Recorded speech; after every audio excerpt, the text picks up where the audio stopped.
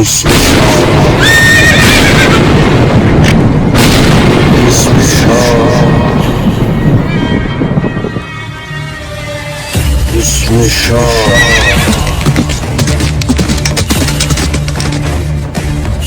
İsmi Şah.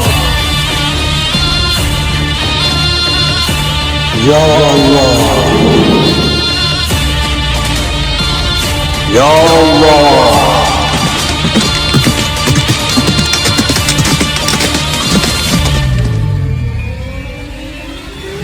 Ya Allah.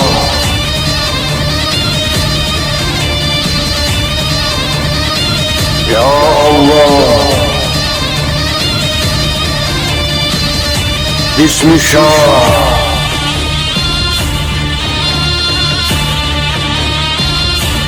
İsmi Şah. İsmi Şah.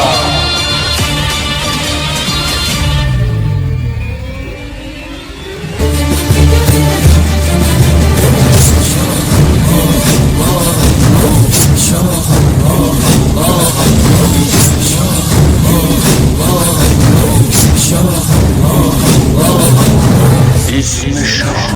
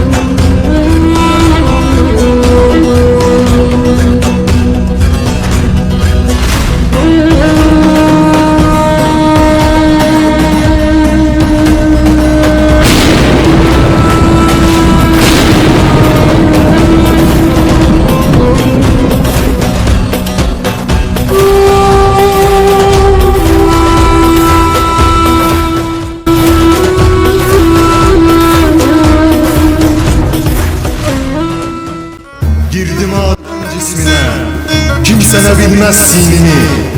Ben bu Beytullah içinde ta ezelden var.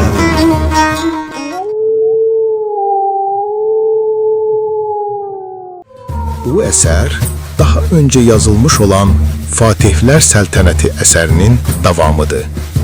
Hadisələri, obrazları daha yaxşı anlamaq üçün məsləhətdir ki, digər əsəri də əldə edəsiniz.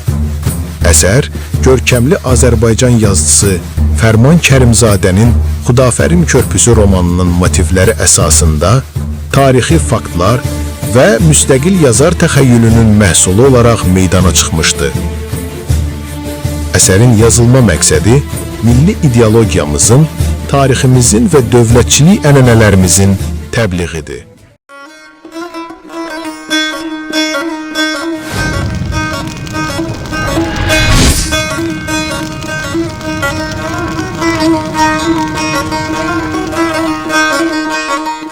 Ərdəbil, ocağın həyəti.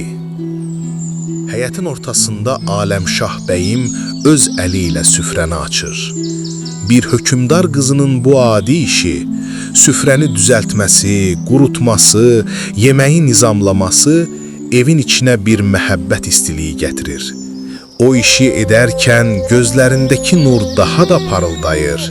Bu yalnız xidmət deyil, ürəyin ən saflıq ifadəsidir. O bu anı özünə xoşbaxtlik sayır. Çünki onun qəlbinin hökümdarı burada, onun baxışlarının mahiyyəti bu ocaqda yatır. Səkinə yeməyi masaya qoyur. Yayılmış ətir bütün duyğuları oyadır. Aləmşah bəyim sakitcə oturur. Bu onun üçün təzə bir dünya. Ərinin yanında çörək yemək, onun hər hərəkətində atasının kölgəsini hiss etməkdir. Baxdıqca elə bil bütün dünya ona verilir. Heydər bu baxışdan anlayır. ona doyunca baxmağına imkan yaradır. Yemək bitir, qab-qacaq bir-bir toplanır. Şeyx qısa, pak bir dua oxuyur. Sonra qalxıb namazını götürür, yan otağa keçib namazını qılır. Səssizliyə bir ibadət səsi düşür. Qaydanda yataq otağına daxil olur. Əbasını kənara atır, yavaş-yavaş öz yerinə girir. Aləmşah bəyim şamı söndürür, ipək paltarı yumuşaq şəkildə ayaqları altına sürüşür. O, ərinin qollarına atılır. İki nəfərin nəfəsi bir-birinə qarışır. Şirvan. Şirvanşahlar sarayından nisbətən uzaqda bir atəşgah. Gecə. Qorxma Əbu Musa, sənin taleyin izzət nəzəri kimi olmayacaq. Ehtiyatlı ol. Hər söz, hər baxış sükut içində gizlənəcək niyyətin bir parçasıdır. Biz taciklər Səfəvilərdən istifadə edərək Şirvanşahları, Ağqoyunluları zəiflədib, bölgədə yeni bir dövlət yaradacağıq. Hər hərəkət gizli olmalı. Görünməz qılınc kimi. Əbu Musa, sənin əlindəki qaranlıq onların xəyalını darmadağın edəcək. Sükutun içində qılıncım olacaq. Ancaq heç kim bunu hiss etməyəcək. Əbu Musa alova baxır. Kölgələr üzünü örtür. Onun baxışlarında həm qorxu, həm də şeytani planın həyəcanı görünür. Hər iki nəfərin nəfəsi sanki otağın divarlarında çırpınır, alovun titrəyən işığında planın konturları ortaya çıxır. Hazır ol Əbu Musa. Şahın əmri ilə hər şey başlayacaq. O zaman heç bir qorxu səni dayandıra bilməz. Hər addımın, hər baxışın onun yolunu açacaq. Əbu Musa dərin bir nəfəs alır, qaranlıqda düşüncələri ilə əlləri bir-birinə toxunur. Hər kəlməsi, hər titrəyən kölgə bir-birinə qarışır, qaranlıq atəşgahda gələcəyin gizli və qorxulu planının sükutu hökmü sürür. Ərdəbil, Şeyxin evi. Gecə dərinləşir, saatlar ötür, amma onlar yatmırlar. Qaranlıq içində Aləmşah bəyimin pıçıltısı gəzir. Nə olub sənə şeyxim? Nəsə narahatsan? Gözümün nuru. Qardaşım mənim üstümdən xət çəkməyə hazırlaşır. Heydərin alnına qayğı kimi bir kölgə düşür. Aləmşah soruşur. Səsi sakit, amma içində müdafiə yanğısı. Niyə? Bilmirəm. Görünür, Ağqoyunlu sarayında bizi sevməyənlər var. Və onlar Sultan Yaquba təsir etməyi bacarırlar.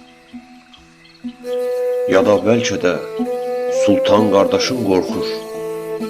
Aləmşah bəyim, fikirləşir ki, həmin taxta onun kimi sənin də haqqın çatır. Ona görə də Əbih Sultan, Süleyman Bicanoğlu kimi adamlar mənim barəmdə pis danışırlar. Bir məclisdə belə deyiblər ki, Həsən Padişah böyük səhv eləyib.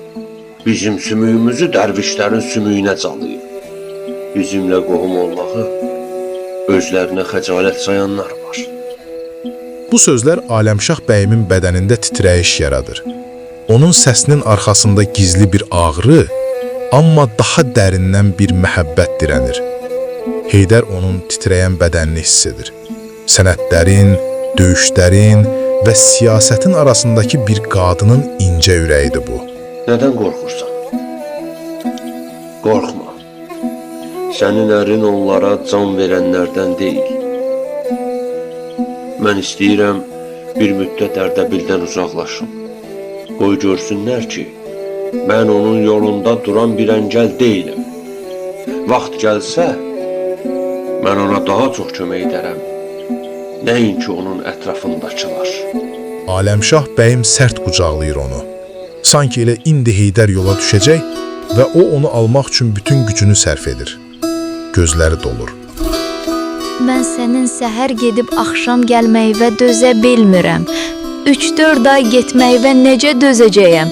Bu lazımdır, gözümün nuru, lazımdır. Getməmişdən qabaq qardaşından icazə alacağıq. Deyərsən ki, Şeyx Heydər Qəzavata gedir. Dağıstanda hələ müsəlmanlığı qəbul etməyənlər var. Gedirəm din yolunda vuruşmağa. Aləmşah bəyimin səsi boğulur. O, içindən qoyulmuş bir sualın acısını açıqlayır. Yenə vuruşma, yenə Şirvan. Axı, niyə bu Şirvanla doymursuz? Bu sözdə keçmişin qanı, unutmaq istəmədikləri xatirə, Cüneydin ölümü və həmin qatilin adı İbrahim Xəlil əks olunur. Aləmşah bəyim dilləndirir. İndi isə Fərrux Yassar taxtda dayanır. O, vəfat etmiş atalarının qanını unutmur. Heydər onun üzünə baxır. Baxışlarında həm kədər, həm ümid, həm də ağır bir qərar var. Getməsəm, onda bəlkə burada Sultan Yaqubla kəllə-kəlləyə gəlmək lazım olacaq. Mən də bunu istəmirəm. Gecə yenə susur. Pəncərədən soyuq hava içəri süzülür.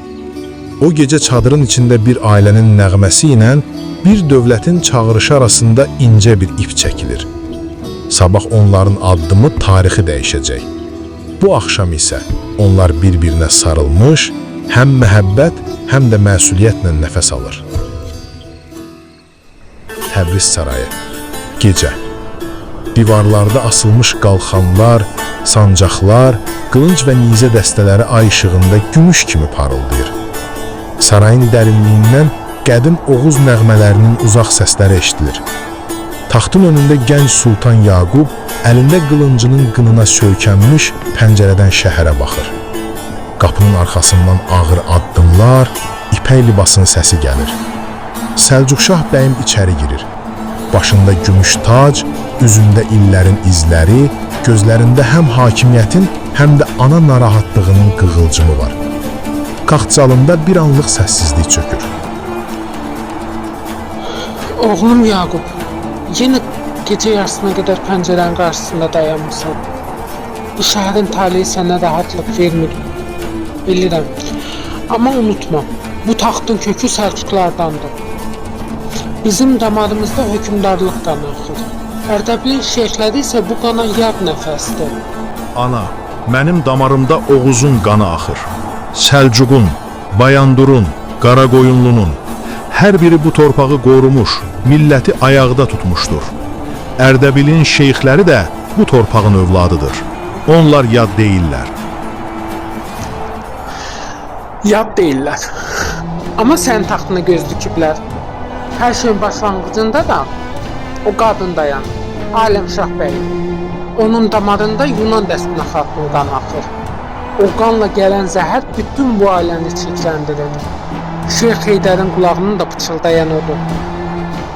Ana, Şeyx Heydər düşmən deyil. Onun müridləri kəndləri yandırmır, xalqı incitmir bəziləri kimi. Mənim atam, mərhum Həsən Padşah əbəs yerə bacımı ona ərə vermədi ki, o Ərdəbili bizimlə bir sayırdı. Ərdəbil igidləri vaxtı ilə Teymurun nəvəsi Əbu Səydi ilə mübarizədə bizim üçün vuruşublar. Bax, bu qılıncı atam mənə bağışlamışdı. Deyirdi ki, Yaqub taxta çıxanda bu qılıncı yalnızca onun ədalətini yox, eyni zamanda soyun varlığını, ehtiyatını qoruyacaq. Ədalət bəzən kod edir oğlum. Ehtiyat isə səni sağ saxlayır. Unutma, Şirvanşahlar Ərdəbilin arxasında duran şeytanları yaxşı tanıyır. Taciklər, Farslar, Qızılbaşlar, hər biri bizim torpağımızdan bir parça qoparmaq istəyir. Mən Oğuz elinin hökmdarıyam. Ana, mənim yolum Türk birliyinin yoludur.